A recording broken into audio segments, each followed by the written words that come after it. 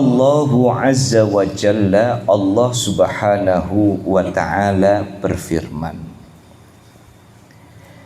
ya ayyuhan nasu, wahai manusia,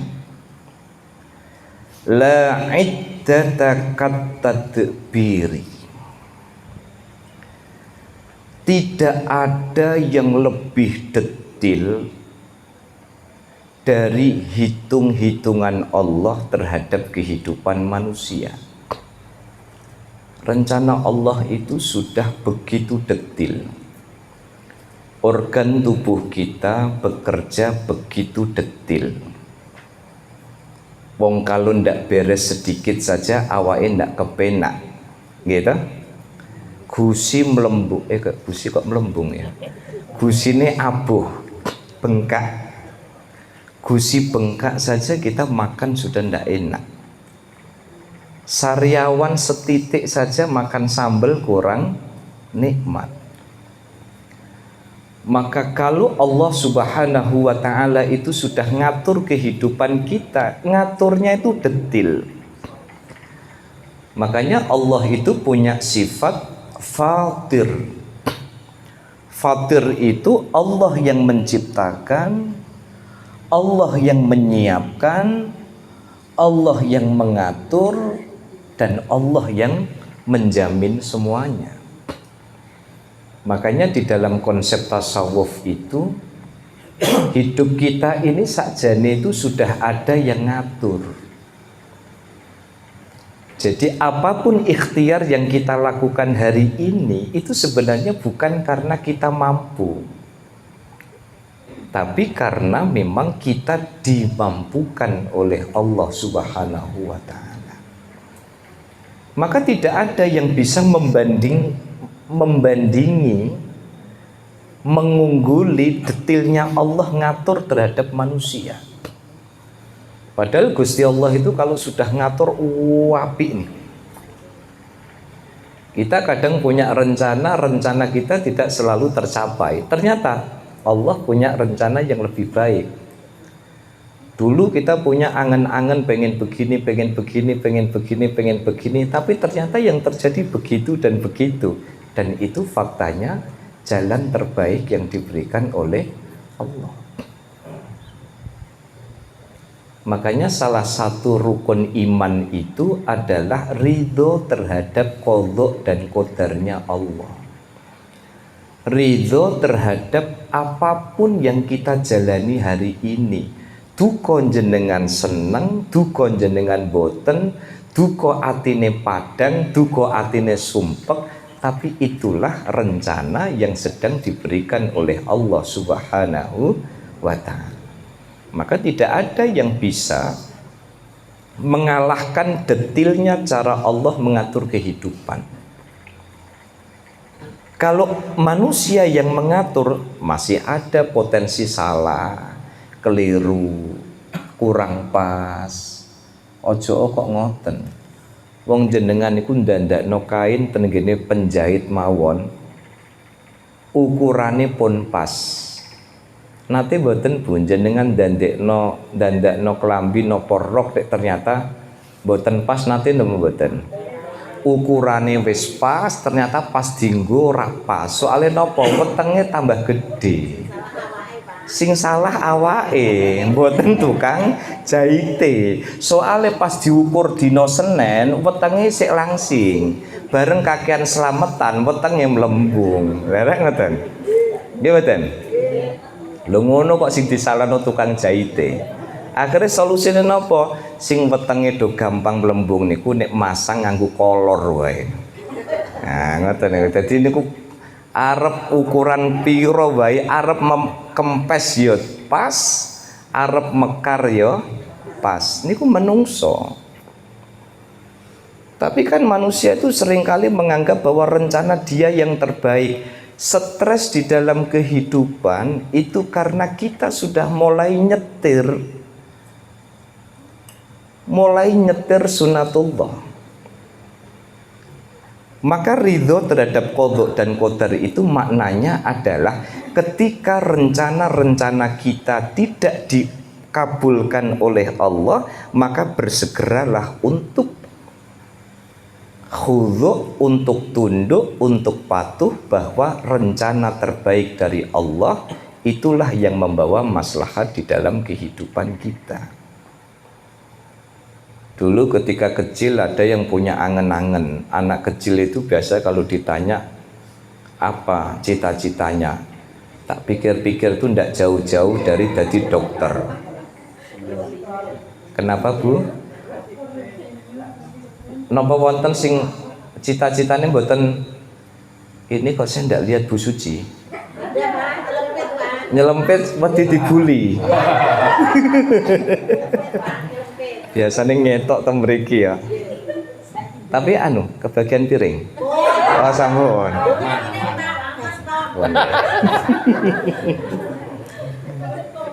Nggih. Nggih, saka anu nggih dinikmati mawon nggih Bu. Kalau seneng dalu niki rame niki.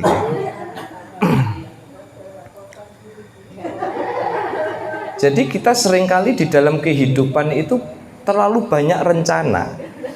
Dan kita dibuat stres oleh rencana-rencana kita. Oke. Makanya suatu hari saya tuh pernah ditanya ya sama kawan SD saya yang jadi sales. Enggak closing. Saya bilang ya memang begitu. Oke.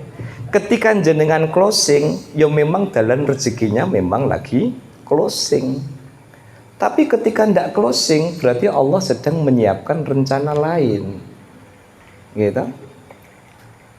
Persoalan kemudian dia effortnya, usahanya harus lebih. Nah itu bagian dari ikhtiar. Ketika usaha lebih, akhirnya apa? Akhirnya dia kemudian nyerah dan akhirnya resign. Sekarang jadi guru ngaji. Saya tanya, bayarannya sampean jadi guru ngaji sama jadi sales banyak mana? Yo lipat ganda jadi sales. Tapi ndelalai cukup niku. Wis ora closing meneh, mboten. Sekarang ngajari anak TK, alif, ba, ta, ngoten saged umroh Bu. Ada wali murid, wali santri bilang, Pak jenengan umpami nderekaken kula umroh napa purun? Nggih purun menawi kula diajak. Ngoten niku cerita kali kula, aku Pak. Yo reti aku digratisi umroh Pak, tapi kan ndok kono kan butuh tuku es teh Pak. Duitnya rak cukup ngoten. Lho ngono kok ten ngene bandara napa Soekarno Hatta niku jamaah yang lain bilang, "Ustaz, niki anu nggih mangke kagem tambah-tambah untuk 500.000." Nggih. Ustaz niki mangke kagem tambah-tambah untuk 500.000. Akhirnya napa? Wangsul niku sayuta niku utuh. Soalnya nopo jamaah sing nyuwun ki ambek nderekaken niku bayari Pak. Niku. Ternyata ketika dia ndak closing dan capek, dia mendapatkan jalan. Oh, berarti Allah pasti punya rencana yang lain. Jalan rezekiku ternyata tidak di situ. Tapi ada yang closing sampai kemudian pada posisi tertentu. Rencana Allah memang begitu. Tak ngoten mawon toh. Makanya la iddata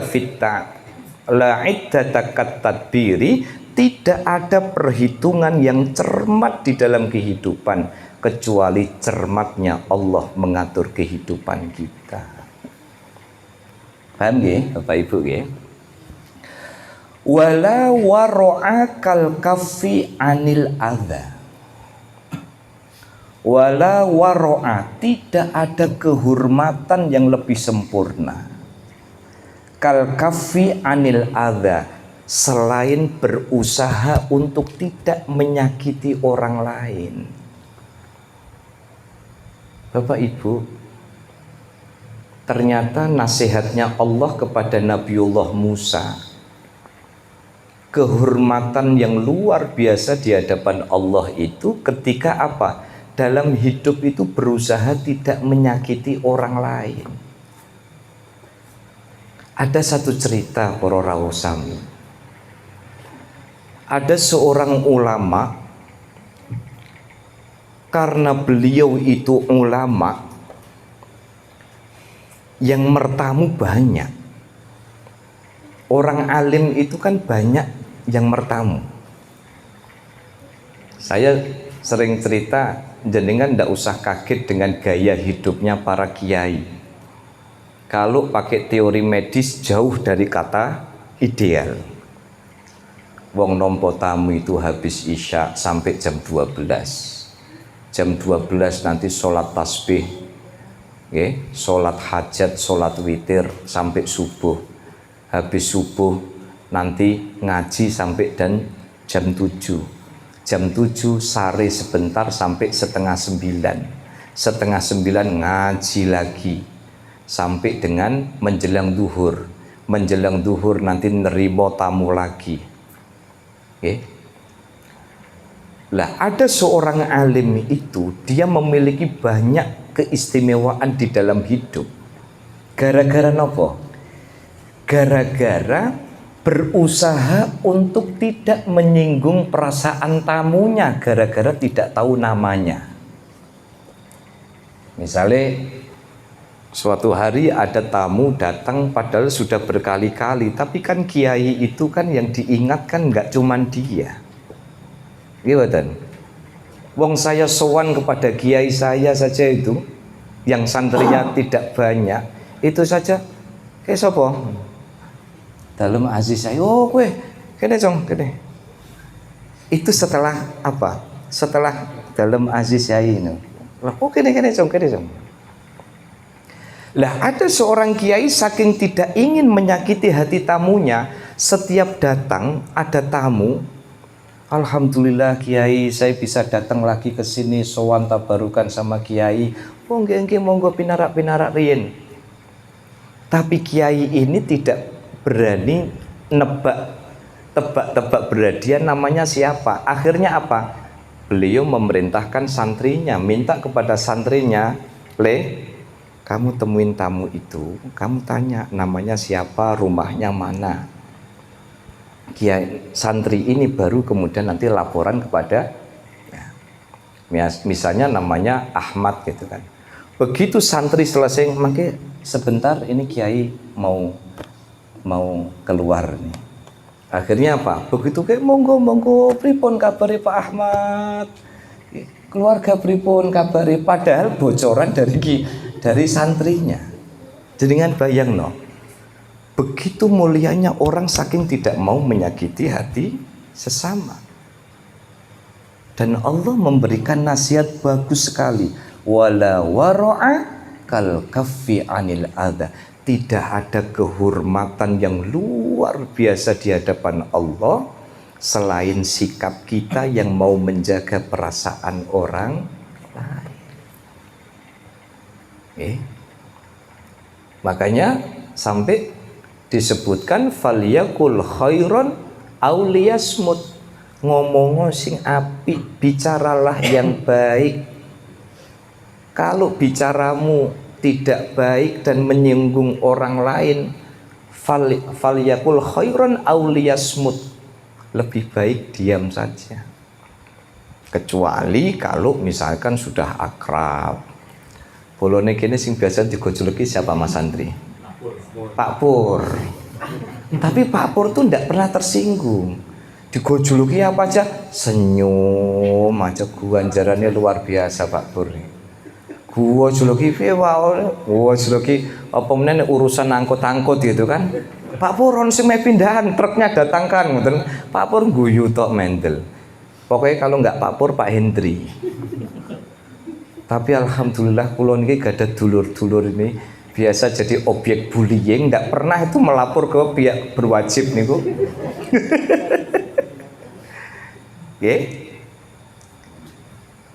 Kalau kita ingin mendapatkan kemuliaan di hadapan Allah, kalau kita ingin mendapatkan kehormatan di hadapan Allah, berusahalah untuk tidak menyakiti orang lain.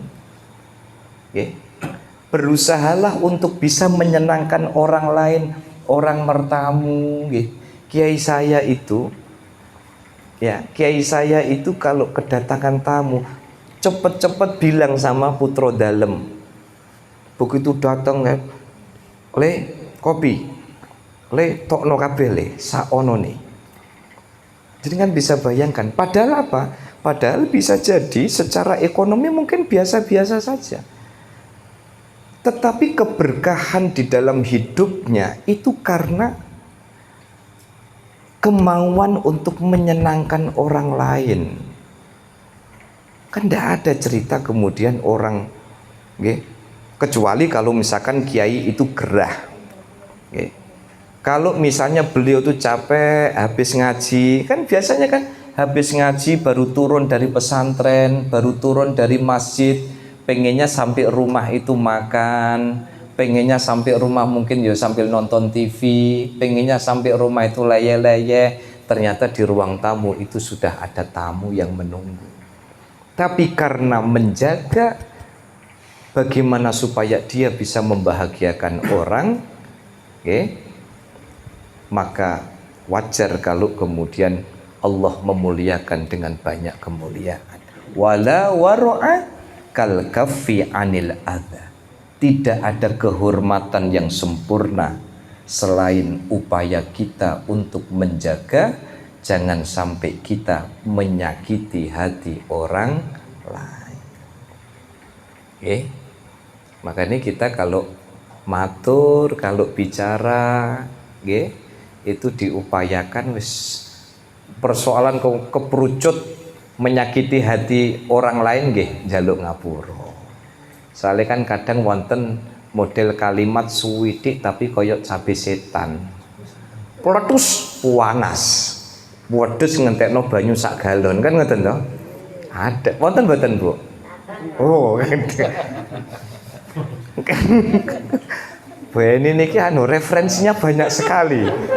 Setiap saya tanya mesti kata nih kan banyak cerita nih maklum. Sampun sepun itu kan senior ya kan. Kita pokoknya setiap saya tanya wonten apa mboten kuatah. Jadi jawaban niku mboten wonten apa mboten, tapi jawabnya kuatah nih kan. Nggih, wis donya pancen kathah sing model ngoten-ngoten niku nggih. Kadang ngomongi Siti meletus. Ya. Ngomongi Siti puades, ya kan? Wah, kalimatnya Siti, Kang sampean rak mangan, alah, panganan ngene kok dipangan. Ngene kula mending ora usah ngomong niku lho, nggih. Mending ora usah ngomong, nggih. Kang iki ana martabak, aku tek ketok nek martabak ngene iki kek marai sariawan. Lah ora enak ta Bu, njaluk dijuwejeg ngoten niku. Nggih ta? Seandainya tidak mau, bilanglah yang baik. Saya sudah kenyang. Saya ini kebetulan lagi batuk apa. Umpama pengen nyenengno niku nggih. Saya itu pernah itu di Jombang itu, tempatnya istri saya itu. Apa jajanan sing atose koyo watu itu? Udah apa itu? Kue Banjar.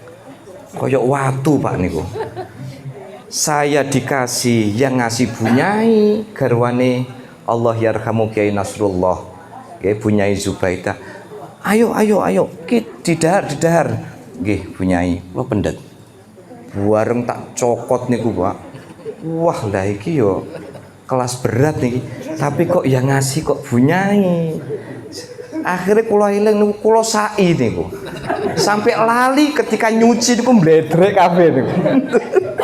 Saiki elingan niku kowe. Apa namanya itu Banjar itu ya? Iya, itu ndak tahu itu bahannya dari apa, mbuh. Watu di blender mbuh pripun niku pancen watos. Tapi saya ngambil itu karena apa? Karena saya khawatir kalau kemudian menyinggung perasaan yang ngasih. Wala waro'akal kaffi anil adha. Najib, itu ada mobil, ada yang halangi parkiran enggak? Bapak ya. Ada mobil samping datang. Nggih, kula lanjutaken nggih.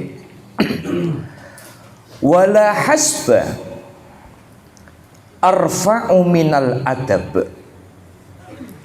Wala hasba arfa'u minal adab. Tidak ada yang membuat kita tinggi derajatnya selain urusan adab. Nggih. Lah kados ngeten iki kan Bu. Ngeten iki kan kula mikir, nggih, jangan sampai niate ngaji parkiran menghalangi orang. Makanya mugi-mugi mawon bisa masuk. Saged. Nggih. Wala hasba arfa'u minal adabi. Tidak ada yang membuat kita tinggi derajatnya minal adabi, dari adab yang baik. Napa bedane akhlak kali adab niku, Bu? Kalau akhlak itu keluhuran perilaku tapi hubungannya sama diri kita. Tapi kalau adab itu bagaimana perilaku kita berhubungan dengan orang lain. Makanya kalau jenengan pengen tinggi derajatnya di hadapan Allah, di hadapan manusia, maka perhatikan akhlak, cara kita memperlakukan orang. Kalau anak muda itu sama orang tua, ya apapun itu jaga sopan santun. Satu hari saya itu habis kajian, ada seorang ulama niku negur kula. Gara-gara tangane kula gegem ngeten. Nggih. Akhirnya nyun sewu Ustaz. Niku ngapunten nek menawi mboten pas nggih. Niku kados tiyang nek ngeten. Niku orang kiai sepuh. Nah kita kan kadang tidak terasa nggih. Tangan kan begini kan. Lah karena refleks itu saya tidak ingat. Kalau ini kan materi mondok pesantren kilat dulu, tapi tidak ingat saya. Nyun sewu, kalau tangan posisi begitu niku kok katanya tangan posisinya orang kafir yang sedang disiksa di neraka. Meskipun saya tahu bahwa di situ ada perbedaan ulama menafsiri tangan gegem, tapi karena yang bicara itu orang tua, yang bicara itu orang sepuh, saya bilang ngestoaken dawuh Yai, matur nuwun nasihatipun. Dengan cara begitu sama sekali kita nggak turun derajat kok. Makanya saya pernah negur, ada satu mahasiswa saya itu khutbah, itu khutbah. Dan kemudian ada yang tidak pas menurut salah satu kiai di pondok itu. Wah, boten di dalam kitab ini tuh begini, di dalam kitab itu begitu. Saya bilang, besok-besok kalau sudah urusan begitu sudah diam saja. Ya, kenapa? Akhlak itu kita dahulukan daripada ilmu. Nek kulon debat bisa, tapi penting boten, karena bagi saya menghormati orang tua, menghormati orang alim itu jauh lebih penting bagi saya. Bagaimana ketika kita mengedepankan akhlak itu, karena nyatanya apa? Wa huwa yatawallas sholihin, karena ternyata Allah itu akan mengatur hidup orang-orang yang solih, orang-orang yang akhlaknya baik. Makanya para rawuh sami, doa kita semua, kita punya anak, monggo jenengan meh dadekno anak niku jadi apa saja, tapi satu yang tidak bisa ditawar, ajari anak kita tahu sopan santun. Teori mendidik anak sekarang kadang kan begini, anak rodok rak sopan, wincak-wincakan di rumah orang lain begitu toh. Katanya apa? Jangan ditegur, itu kreativitas anak, itu tanda anak cerdas. Wah, nek kula boten. Tak untir betul. Wes untir kene kok, Bu. Aku kelingan biyen ya Allah niku nek ciwel niku ciwel cilik muter sisan kok gitu. Saya sering kali diskusi sama istri, apa itu teori-teori hari ini jewer anak katanya merusak miliaran saraf kecerdasan, gede-gede ini dorak sopan. Anak kalau mau cari titel tidak sulit, hanya sekedar dapat doktor. Tapi mencari anak punya perilaku yang baik, sopan santun jauh lebih penting daripada jadi orang dengan titel tinggi. Oke. Saya dulu ketika mertamu kok rodok kurang sopan begitu, ya, itu biasanya kode kecil. Ibu saya niku nyubit, wah panas sih, kan? Nanti sampai rumah masih kuliah 4 SKS. Ngoten kan? Karena ibu saya itu kalau bicara dengan saya, dengan anak-anaknya itu selalu pakai basa kromo. Nginjang, mboten nangsal nek ten gene tiyang ngeten. Apakah kemudian saya balas dendam ini? Enggak. Gitu. Kenapa? Makanya kearifan, kalau saya disuruh milih teori-teori mendidik anak ala sekarang dan ala dulu, saya kemana-mana milih profesor-profesor orang tua dulu itu hebat, anaknya hebat-hebat, sopan-sopan. Karena apa? Untirane niku lho. Lho ngoten ta, Bu? Lah apa kemudian gara-gara diuntir otak jadi kopior? Kan mboten, nyatane kula ya isih utuh niku. Loh Pak, ini telinga saya ini Pak, kalau ndak elastis, cowel Pak. Tapi apakah kemudian menjadikan kita enggak? Oh, bapak saya dulu begini karena ngajari saya sopan santun. Okay. Oh, ibu saya dulu muntir pantat saya itu sampai kecil begitu karena sopan santun. Makanya saya pernah debat sama teman saya, jangan Pak, itu kreativitas. Monggo sakarepmu. Sampean merujuk pada teori pendidikan sekarang, saya tak ikut pendidikan ala orang tua dulu yang makannya gaplek itu ya. Iya betul Bu, gaplek tapi kan cerdas Bu. Orang ngalah-ngalahi yang makan keju. Jadi kan dahar keju udah mual tak boten? Mual Bu, mual Pak, wis gaplek wenak, kletuk kan nggak tentang? Maka pesan Allah kepada Nabiullah Musa, wala hasba arfa'u minal adab, tidak ada yang bisa membuat kita terhormat dan memiliki derajat di hadapan manusia, di hadapan Allah, kecuali karena kita memiliki adab. Kira-kira kalau saya bilang begini jadikan setuju napa mboten? Rapatek setuju ya. Mungkin jadikan soalnya putune wis do mangan keju soalnya kan. Ya. Kalau saya itu sekalipun saya tidak main tangan ya, alhamdulillah saya meskipun tidak main tangan, saya kursusi 4 SKS. Besok kalau di rumah orang harus begini. Orang mau bilang orang tua kok kebanyakan nyetir, nggak apa-apa. Mau bilang iki anak-anakku dewi, gitu, tak kursusi dewi. Karena apa? Saya merasakan buah dari ketatnya urusan kedisiplinan masalah etika.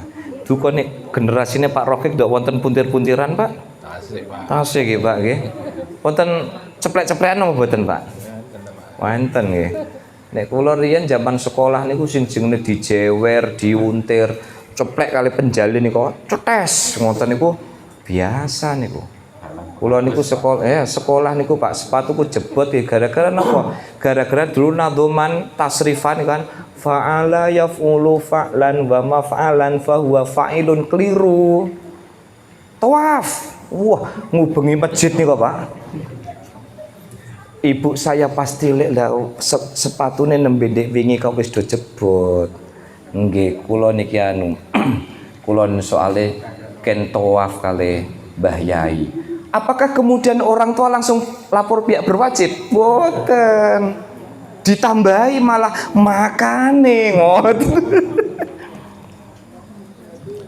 Nyon sewu, nggak tahu ini nanti kalau misalkan ada yang protes. Sekarang Pak, orang tua itu takut Pak.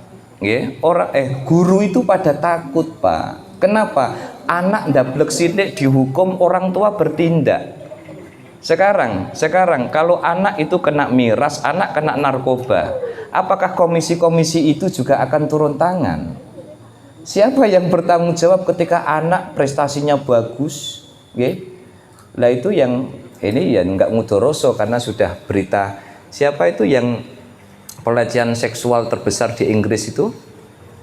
Reinhard. Rian tak Jombang, Pak. Oh iya, Rian cabang Inggris. Nah, betul Pak Madi, betul Pak Madi. Ya. Ini Rian Jombang ya, betul ya. Rian Jombang, nah, Riane Inggris jadi Reinhard. Itu kan IQ-nya luar biasa, berprestasi. Apa yang akan kita petik nanti ketika anak-anak kita sudah dewasa? Bukan IPK mereka, bukan gaji mereka, bukan titel mereka, tetapi akhlak mereka kepada orang tua dan masyarakat. Nah, sekarang kalau guru jewer, orang tua lapor. Sekarang nanti kena pasal. Sekarang kalau anak itu tidak sopan lagi sama guru, ya, apakah mereka turun tangan? Turun tangan dong. Kalau ada anak tidak sopan sama guru, mestinya mereka juga harus turun tangan. Jangan cuma main-main pasal saja. Makanya Profesor Sacipto Raharjo itu bagus bikin hukum progresif. Ya, masyarakat itu diikat dengan hukum supaya teratur. Jangan sidik-sidik kemudian dilaporno, sidik-sidik dilaporno, sidik-sidik dilaporno, kan begitu. Akhirnya kan sekarang kan guru-guru pada takut ya Pak. Sekarang guru itu ngomong hukum dikit takut. Kalau generasi saya dulu tidak. Kami dihukum sama guru, lapor sama bapak, tambahi lagi. Gimana? Nggak ada kok cerita kok terus langsung bikin laporan ke kepolisian, nggak ada. Kita kalau lapor, kalau nggak pengen ditambah hukumannya, nggak usah lapor sama orang tua. Maka betul yang sampaikan Allah kepada Nabiullah Musa, wala hasba arfa'u minal adabi. Tidak ada yang membuat kita terhormat kecuali adab kita. Wala syafi'akat taubati. Tidak ada pertolongan yang lebih dahsyat selain diterima taubatnya oleh Allah Subhanahu wa ta'ala. Jadi kalau kita taubat, ya, jadi kalau kita kemudian merasa banyak dosa, kita merasa hampir semua kejahatan kita lakukan, yang bisa membuat kita nikmat cuma satu, taubat kita diterima oleh Allah Subhanahu wa ta'ala. Maka wala syafi'a kat taubati. Tidak ada pertolongan Allah, syafaat dari Allah yang lebih dahsyat selain taubat kita diterima oleh Allah Subhanahu. Makanya kita perlu memperbanyak istighfar kita. Siapa tahu kerumitan-kerumitan di dalam hidup kita karena banyaknya dosa kita, memperbanyak istighfar sareng-sareng. Astaghfirullah Rabbal baraya, astaghfirullah minal khotoya, Rabbi zidni ilman nafi'a wa wafiqni amalan solihah. Jadi tidak ada yang lebih nikmat, tidak ada yang lebih hebat dari pertolongan Allah kecuali taubat kita diterima oleh. Dan Gusti Allah itu nerima taubat tidak pandang umur. Asal kita mau taubatan nasuha, Gusti Allah buka pintu ampunan. Sebab apa? Sebab Gusti Allah itu punya sifat ghafur, punya sifat ghafar. Sebesar apapun kesalahan kita, masa lalu kita, seperti yang saya ceritakan tadi subuh, tidak usah saya ceritakan karena ini nanti masuk Instagram, tidak sing diceritakan ngerti. Cukup kita jenengan rak bolo rata kandani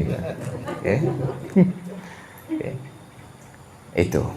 Maka wala syafi'akat taubat, tidak ada pertolongan Allah yang lebih dahsyat selain kita bertobat itu diterima oleh Allah.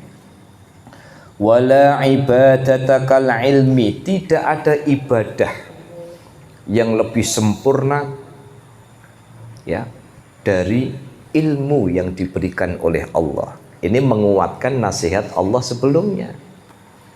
Semua perkara kalau diilmoni, semua perkara kalau didasarkan kepada ilmu, semua perkara kalau orang itu tahu ilmunya, maka akan menjadi ibadah.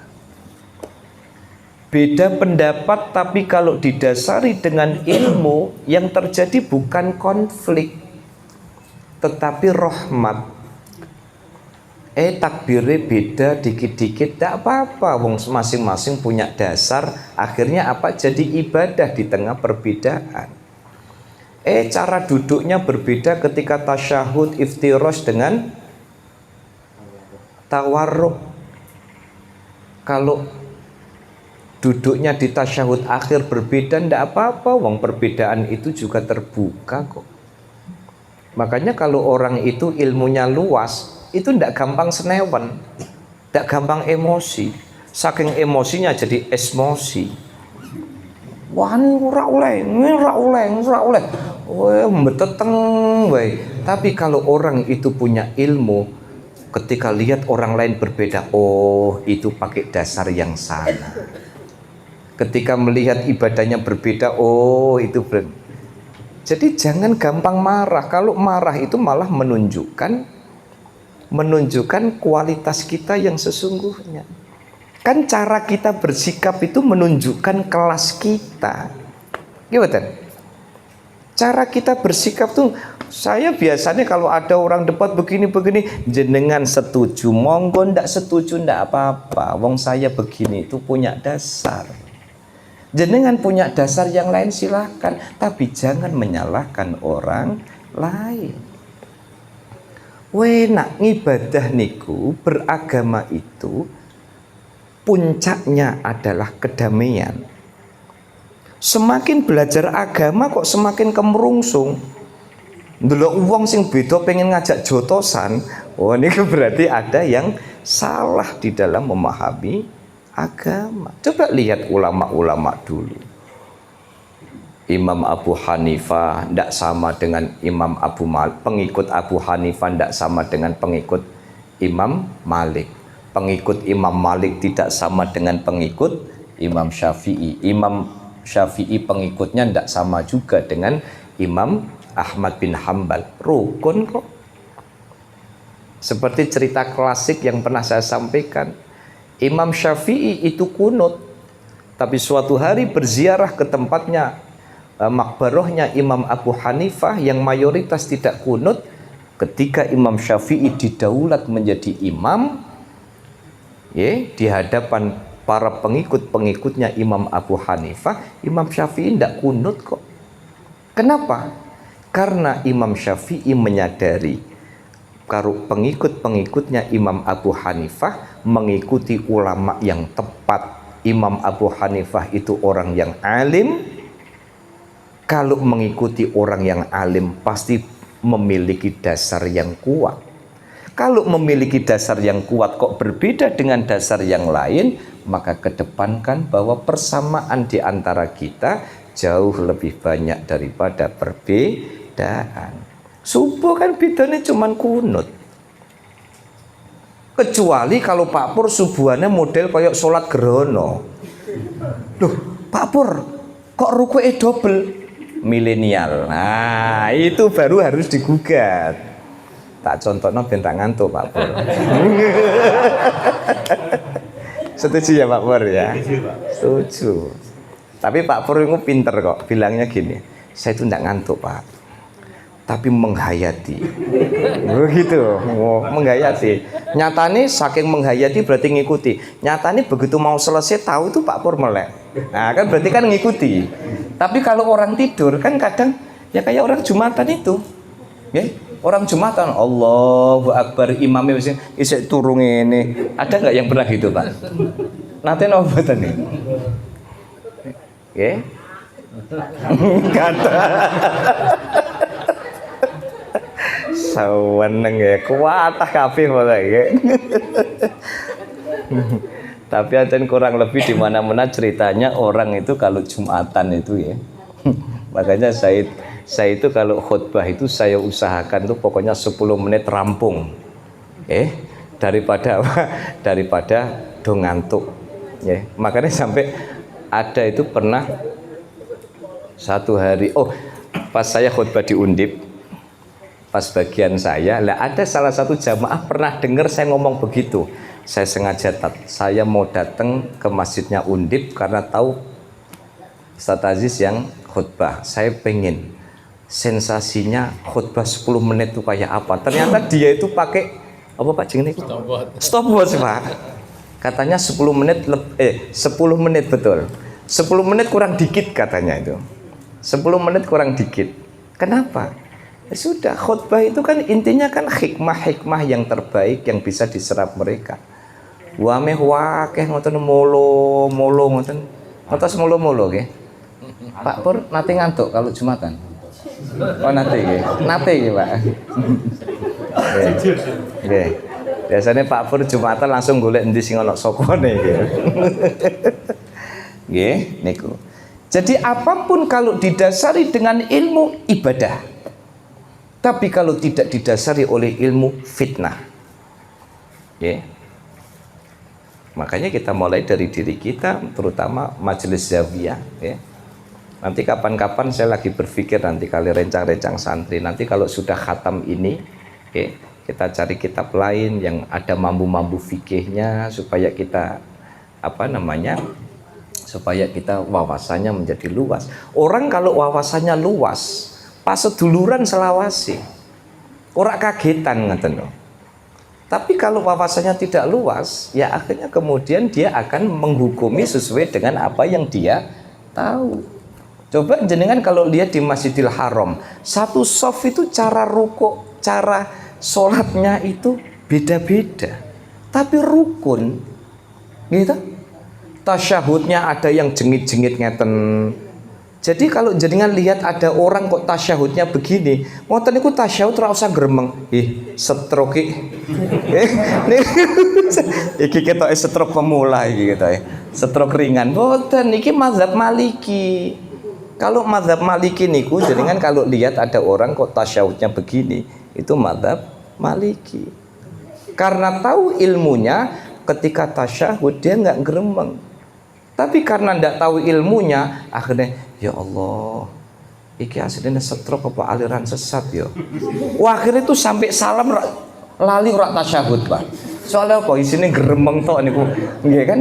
Lah iki kok driji kok iso juwengat ngeten iki. Nggih ta? Akhirnya assalamualaikum. Loh, aku urung tahiyat mau. Iya betul. Nah, tapi karena punya ilmu dia akhirnya terselamat. Wala sholata kal khosyah, tidak ada sholat yang lebih mulia di hadapan Allah kal khosyah dari rasa takut. Ya Allah, kula niki. Takut niku maksudnya apa?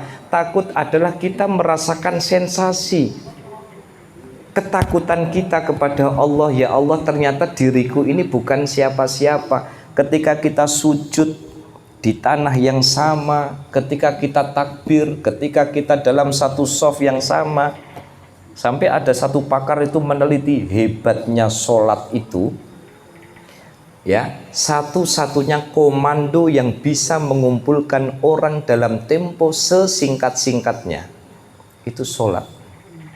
Begitu sudah berkumandang qomat, ya, Allahu Akbar, Allahu Akbar, asyhadu an la ilaha. Wah, rokoknya langsung dikecek, Pak. Wah, makanya kula niku nek teko nok joglo, kok ndelok niki para joglo udute sik dawa. Kula niku ngegasir alon-alon.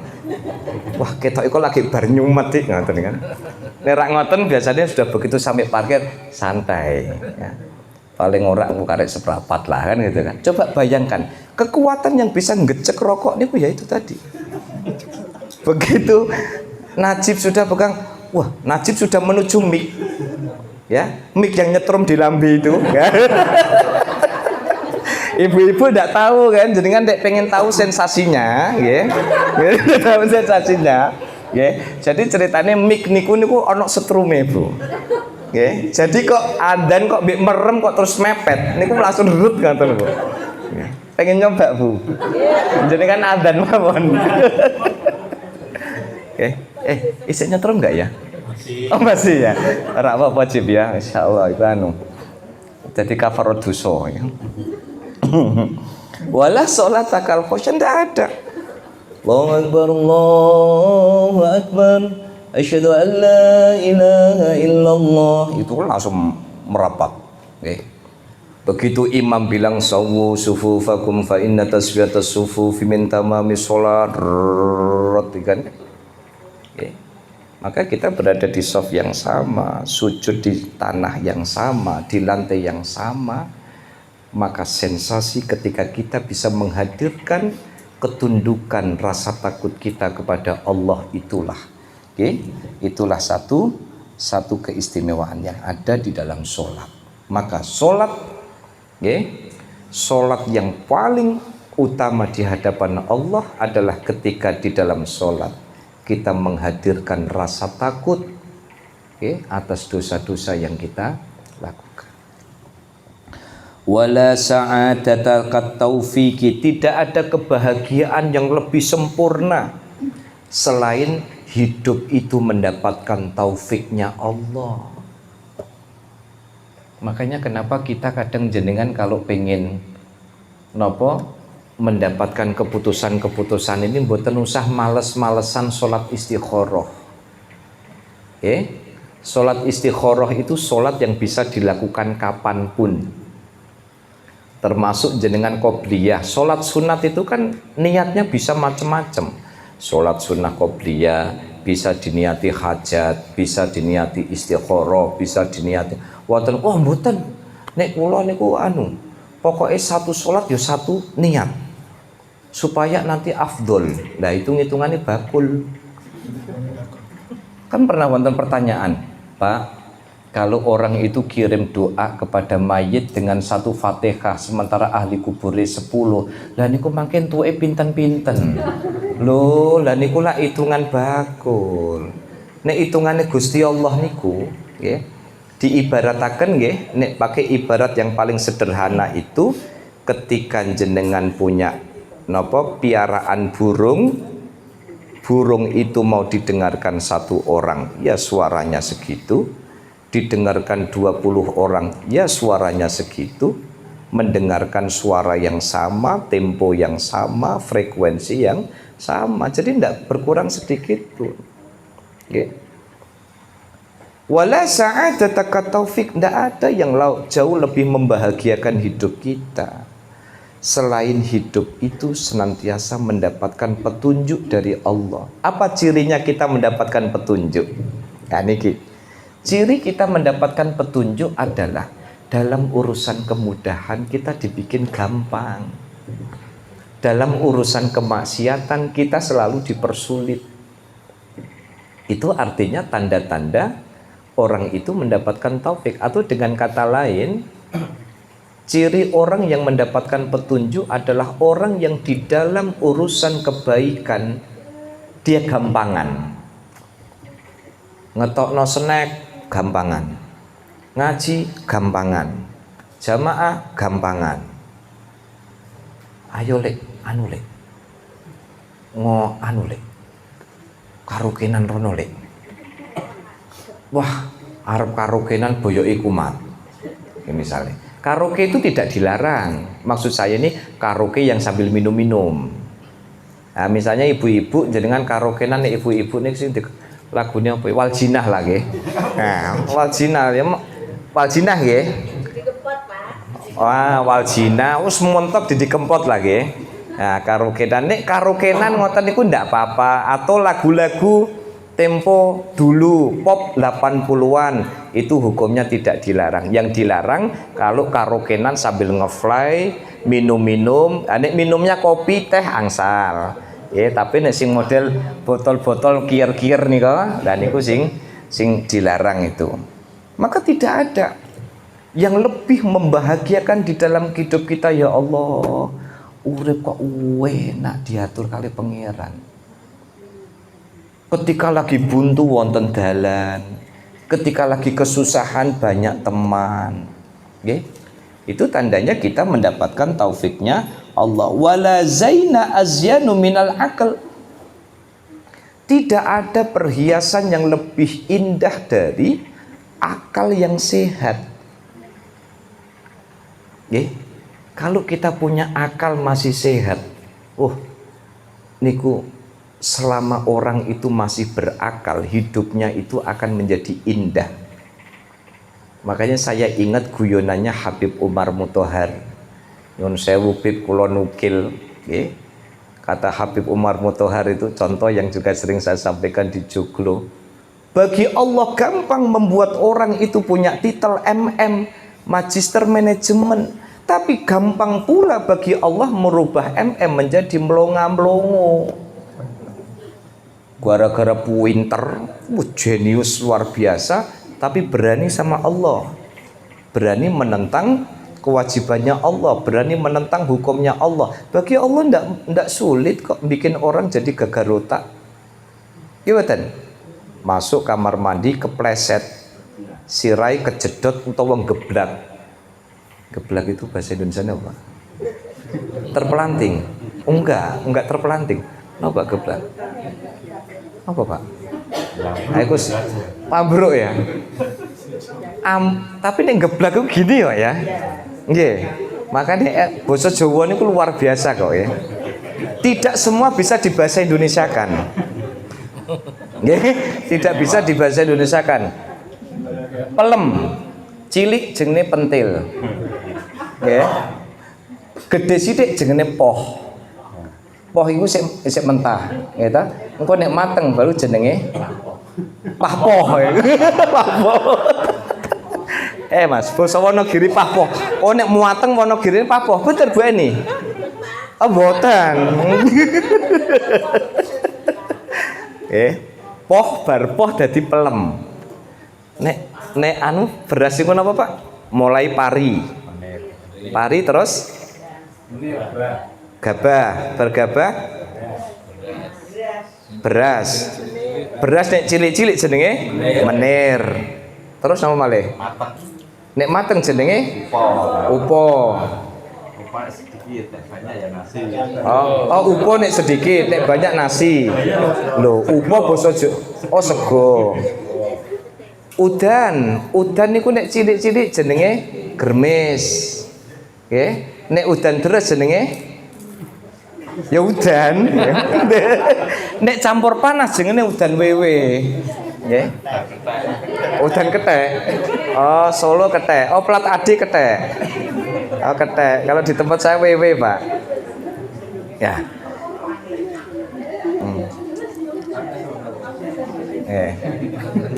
Itu nggih. Jadi tidak ada yang bisa membuat hidup kita lebih berwarna, lebih indah selain apa? Selain akal kita yang sehat. Nggih, saya lanjutkan nggih. Ya bani Adam wahai bani Adam.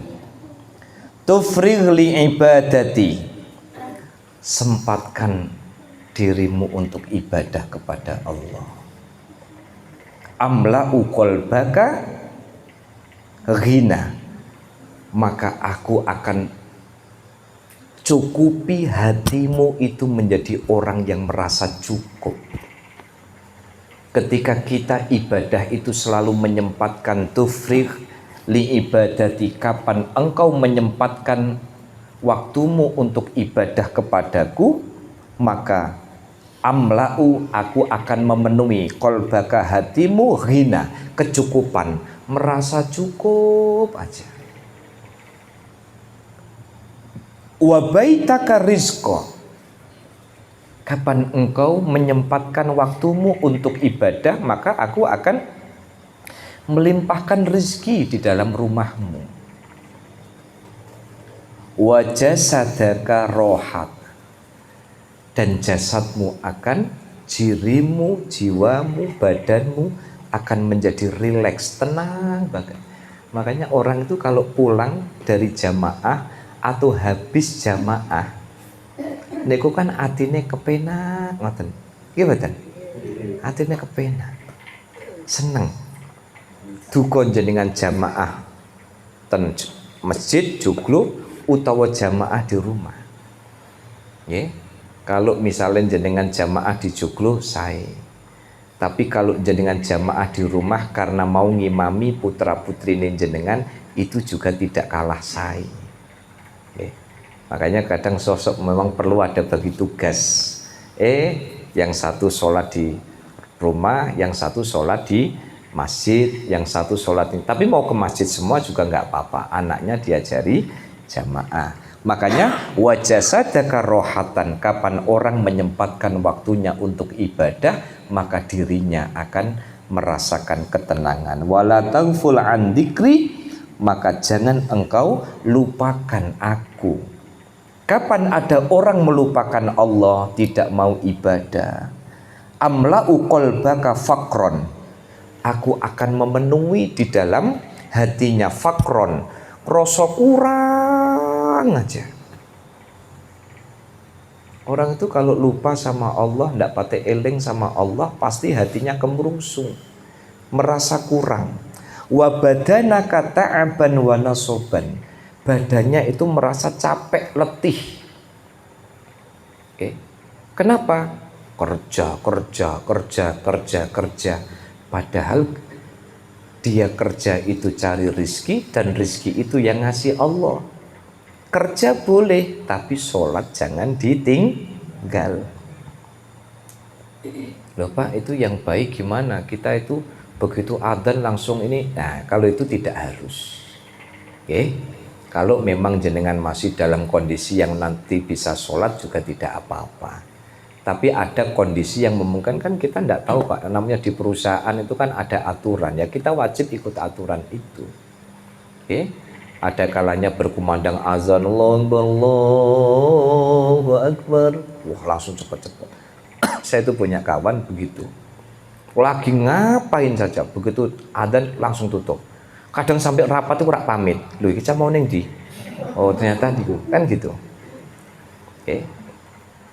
Jadi bukan persoalan itu saja, tetapi yang penting sholat jangan sampai ditinggal. Kapan ada orang lupa kepada Allah, maka hatinya akan dipenuhi kefakiran. Wa badanaka ta'aban wa nasoban, badannya akan terus-terusan merasa capek, kurang. Wa sadruka hamman wa ghamman, di dalam hatinya, di dalam dadanya itu muncul rasa cemas dan khawatir. Cemas dan khawatir. Kenapa? Buru dunia ini sampai ndak iling sama sholat. Makanya capek-capeknya, terutama ini kita semua ini bapak-bapak ini, bapak-bapak dan juga ibu-ibu, sesibuk-sibuknya jenengan kerja, jangan sampai melalaikan kewajiban kita kepada Allah. Wa jasadaka saquman wa anaan, dan menjadikan dirimu itu pegel kabeh, loro dan kemerungsung. Kalau orang itu melupakan Allah, jenengan bisa rasakan orang bekerja tidak mau sholat, itu pasti isinya hati kemerungsung tok. Sebab apa? Sebab kita sholat itu memenuhi panggilan Allah, rizki itu yang ngasih juga Allah. Maka apa salahnya kalau kita memaksa diri kita untuk memenuhi panggilan Allah Subhanahu wa ta'ala. Makanya sampai ada ungkapan, muadzin itu memiliki keutamaan lebih daripada imam. Jadi ganjaranku mbek ganjarin najib iki aslinya akeh najib. Aku dibagi sithik ya Jib. Ya. Kenapa? Karena gara-gara azan itulah kemudian orang berdatangan.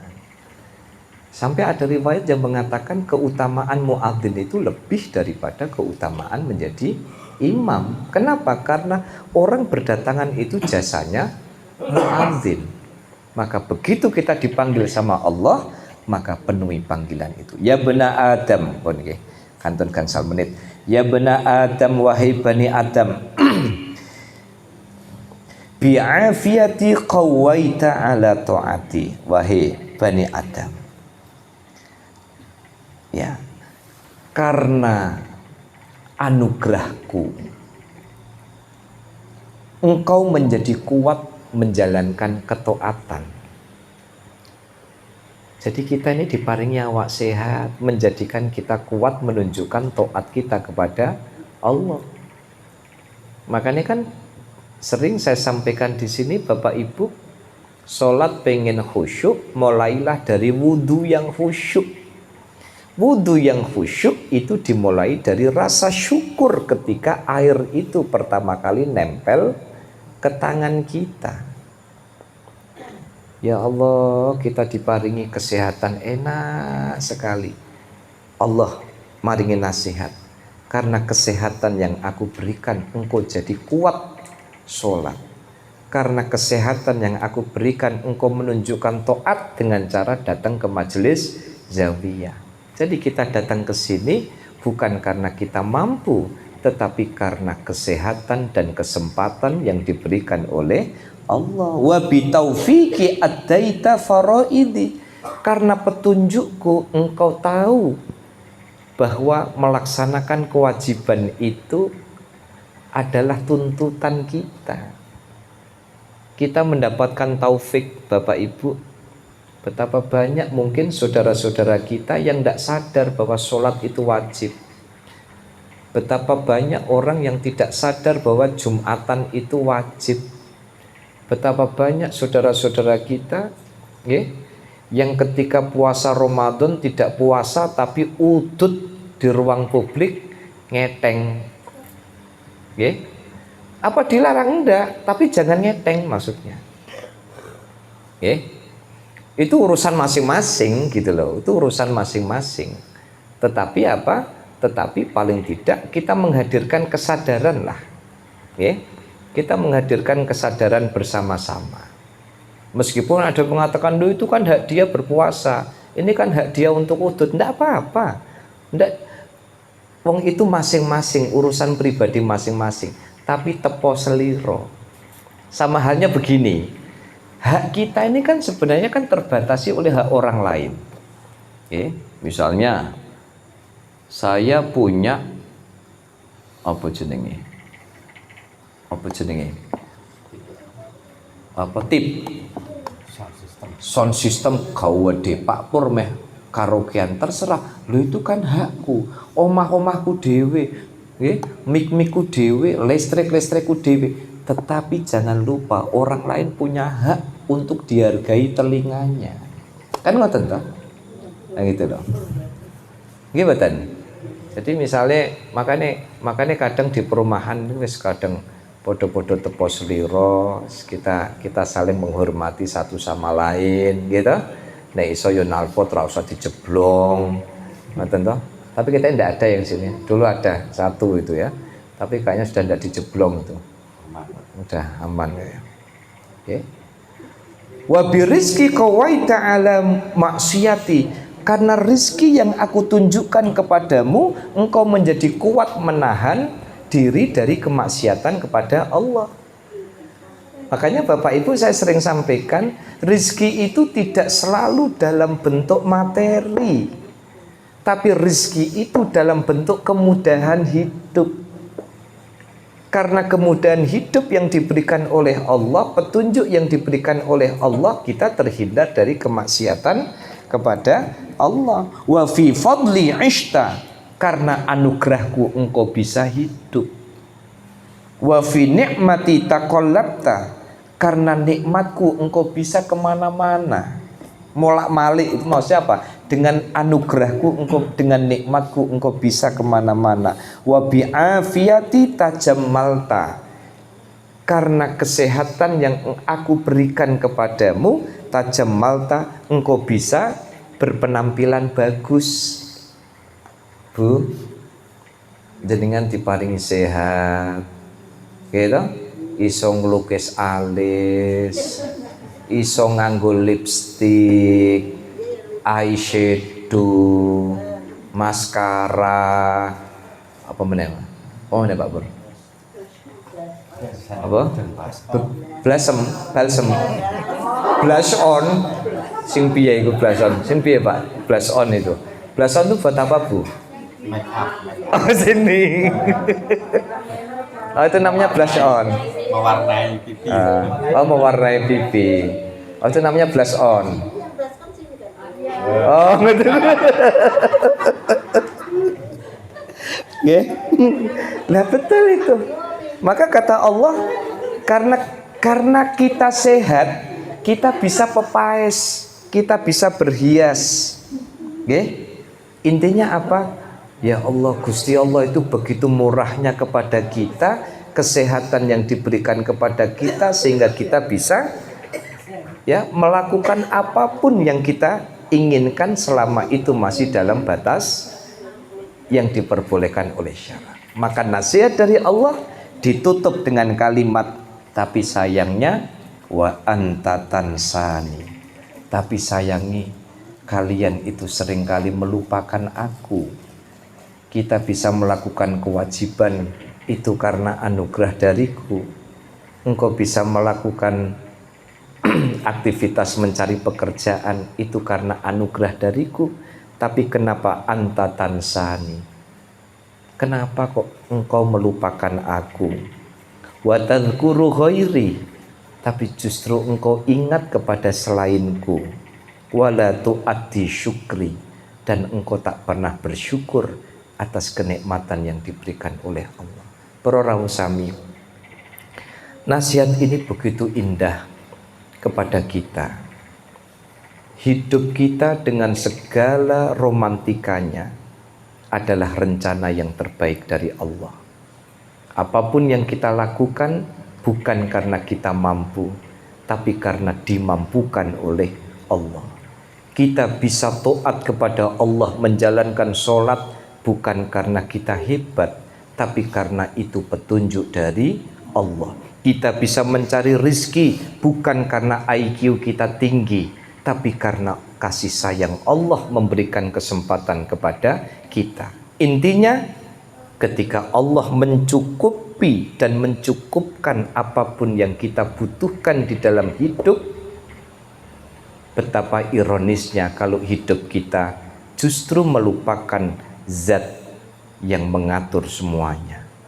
Hidup kita begitu indah ketika Allah menjadi orientasi di dalam hidup kita. Hidup kita menjadi indah ketika apapun yang kita lakukan dilandasi zikrullah. Hidup kita menjadi lebih bermakna ketika apapun yang kita lakukan kita niatkan ibadah agar Allah Subhanahu wa ta'ala senantiasa melimpahkan rahmah dan maunah kepada kita. Ini yang bisa saya sampaikan para rawuh sami, sesuai komitmen pokoknya setengah sedoso rampung.